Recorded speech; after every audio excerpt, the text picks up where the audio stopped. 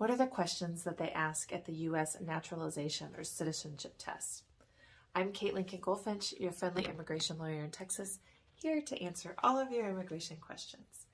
When you apply to naturalize, because you've had your green card for 5 years or 3 if you're married to a U.S. citizen, you're going to have to take a civics test and a reading and writing test, unless you qualify for an exception, which is you're over the age of 55 and you've had your green card longer than 15 years, or you're over the age of 50 and you've had your green card longer than 20 years. If those exceptions apply, you can take the civics test in your own language and you don't have to show that you can read or write. Everyone else has to be able to read or write a simple sentence, and when you apply, you're going to get a booklet to study when you go take your fingerprints, and that booklet has a list of, in the back of the booklet, a list of all the words that you have to be able to read and write. So you can study that booklet.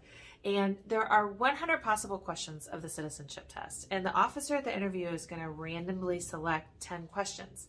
Of those 10, you have to get 6 correct in order to pass.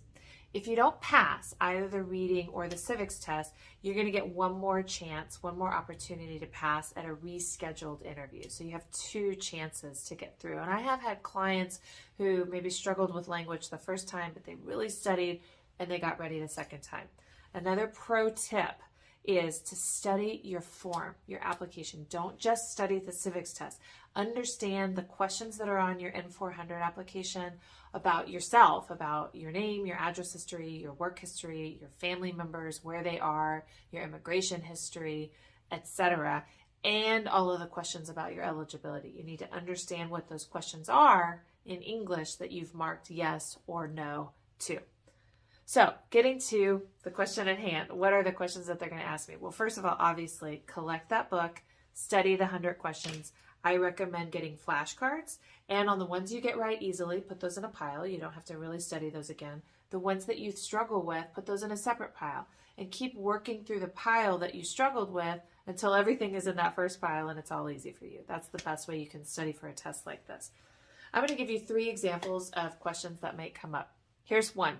What is the supreme law of the land? The Constitution. Another example.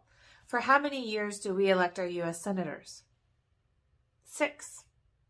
And finally, who signs a bill into law? The president. So these are 3 examples of the 100 possible questions that will be asked in your interview for your citizenship test. It is the best thing to become a citizen because you can vote. You can petition for more relatives like your married children, your siblings, or your parents. And best of all, you can live and work anywhere in the globe. Once you have that U.S. passport, you're really free to come and go, and you don't have to maintain your primary residence in the United States like you do when you have a green card. So I hope this was helpful. Please like, share, forward to your friends if you think it's information that they need.